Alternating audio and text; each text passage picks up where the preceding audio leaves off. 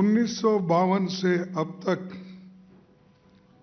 किसी उपराष्ट्रपति के खिलाफ संविधान के आर्टिकल 67 के अंतर्गत resolution for removal of vice president नहीं लाया गया, क्योंकि वो हमेशा निष्पक्ष और पूरी तरह राजनीति से परे रहे। वो कभी राजनीति नहीं करे, केवल सदन चलाना, और वो भी जो सदन के रूल्स और रेगुलेशन होते हैं उसी के तहत वो सदन चलाते रहते थे। आज रूल्स को छोड़ के राजनीति ज़्यादा हमारे सदन में हो रही है। पिछले 3 वर्षों में उनका आचरण उनके पद की गरिमा के विपरीत रहा है। कभी वे सरकार के तारीफ में कसीदे पढ़ने लगते हैं, कभी खुद को आरएसएस का एकलव्य बताने लगते हैं। इस तरह की बयानबाजी उनके पद को शोभा नहीं देती। बार बार विपक्षी नेताओं को बोलने से रोका जाता है। उनकी निष्ठा संविधान और संवैधानिक परंपराओं की जगह सत्ताधारी दल के लिए है। वे अपनी अगली प्रमोशन के लिए सरकार के स्पोक्स पर्सन बनकर काम कर रहे हैं। The biggest disturber in Rajya Sabha is the chairman himself. Bharat के उपराष्ट्रपति पद का देश का दूसरा सबसे बड़ा संवैधानिक पद है। महान विद्वान doctor Radhakrishnan, doctor Shankar Dayal Sharma ji, justice Hidayatullah, KR. Narayanan समेत कई महान लोग इस पद पर बैठ चुके हैं और काम कर चुके हैं। 1952 से अब तक किसी उपराष्ट्रपति के खिलाफ संविधान के आर्टिकल 67 के अंतर्गत resolution for removal of vice president नहीं लाया गया, क्योंकि वो हमेशा निष्पक्ष और पूरी तरह राजनीति से परे रहे। वो कभी राजनीति नहीं करे, केवल सदन चलाना, और वो भी जो सदन के रूल्स और रेगुलेशन होते हैं उसी के तहत वो सदन चलाते रहते थे। लेकिन आज हमको ये कहना पड़ता है, ये आज रूल्स को छोड़ के राजनीति ज़्यादा हमारे सदन में हो रही है। बाबा साहब डॉक्टर अम्बेडकर ने ड्राफ्ट कॉन्स्टिट्यूशन में ये ऑफिसर्स ऑफ पार्लियामेंट खंड में पेज नंबर 31 पर साफ लिखा था कि the vice president of India shall be ex officio chairman of the council of states.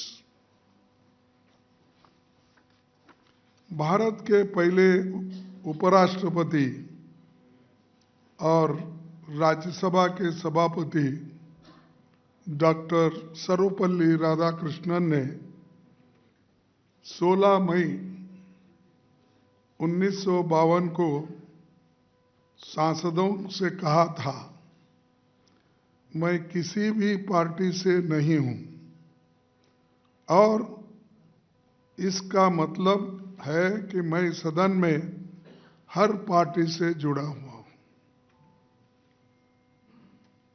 यानी ये इम्पार्शियलिटी बताती है। वो उन्होंने कहा कि मैं किसी पार्टी का नहीं हूं और सदन में मैं हर पार्टी का आदमी हूं, ये उन्होंने कहा। लेकिन हमें अफसोस है कि संविधान के अडॉप्शन के 75वें साल में चेयरमैन की तरफ से हो रहे बायस्ड पार्टीजन व्यवहार विपक्षी पार्टियों को उनके खिलाफ ये प्रस्ताव लाने पर मजबूर किया। पिछले 3 वर्षों में उनका आचरण उनके पद की गरिमा के विपरीत रहा है। कभी वे सरकार के तारीफ में कसीदे पढ़ने लगते हैं, कभी खुद को आरएसएस का एकलव्य बताने लगते हैं। इस तरह की बयानबाजी उनके पद को शोभा नहीं देती। सभापति जी सदन के अंदर प्रतिपक्ष के नेताओं को अपने विरोधियों की तरह देखते हैं। सीनियर जूनियर कोई भी हो, दोनों सदनों के विपक्षी नेताओं पर आपत्तिजनक टिप्पणियां कर उन्हें अपमानित भी करते हैं। सदन में वास्ट एक्सपीरियंस वाले कई नेता हैं, कई प्रोफेसर्स हैं, डॉक्टर्स हैं, इंजीनियर्स हैं, राइटर्स हैं, जर्नलिस्ट हैं, ऐसे अनेक फील्ड में काम करके इस सदन में आए हैं। उनका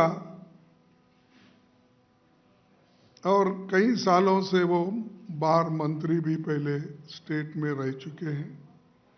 40-40 साल, 50-50 साल वर्षों का लेजिस्लेटिव अनुभव रहा है।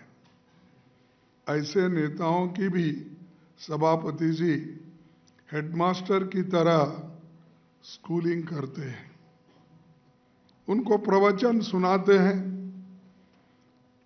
और अपोजिशन पार्टी के लोग या नेता लोग 5 मिनट बोले तो 10 मिनट उनका भाषण खुद ही होता है। तो आप जर्नलिस्ट हैं, आप लोग सभी विद्वान हैं, इंटेलेक्चुअल हैं। हाँ, आप सबको मालूम है, आप टीवी में भी देखते हो। अंदर आने का अगर आपको प्रवेश मना उन्होंने पहले से किया है तो कम से कम आप सुनते तो हो। तो मैं ये कहना चाहता हूं, संसद में विपक्षी की तरफ से रूल्स के तहत जो भी महत्वपूर्ण विषय उठाए जाते हैं उन पर चेयरमैन प्लान्ड तरीके से संवाद, बहस, वाद विवाद नहीं होने देते। बार बार विपक्षी नेताओं को बोलने से रोका जाता है। उनकी निष्ठा संविधान और संवैधानिक परंपराओं की जगह सत्ताधारी दल के लिए है। वे अपनी अगली प्रमोशन के लिए सरकार के स्पोक्स पर्सन बनकर काम कर रहे हैं, ऐसा हमें दिख रहा है। मुझे ये कहते हुए कोई संकोच नहीं कि the biggest disturber in Rajya Sabha is the chairman himself. सदन अगर डिसरप्ट होता है तो उसका सबसे बड़ा कारण हमारे चेयरमैन साहब है, और दूसरों को वो सबक सिखाते हैं और बार बार इंटरप्शन करके हाउस को बंद करने की कोशिश रूलिंग पार्टी से और चेयरमैन साहब की तरफ से ज़्यादा होता है, अपोजिशन पार्टी से कम होता है। ये आप इस सेशन में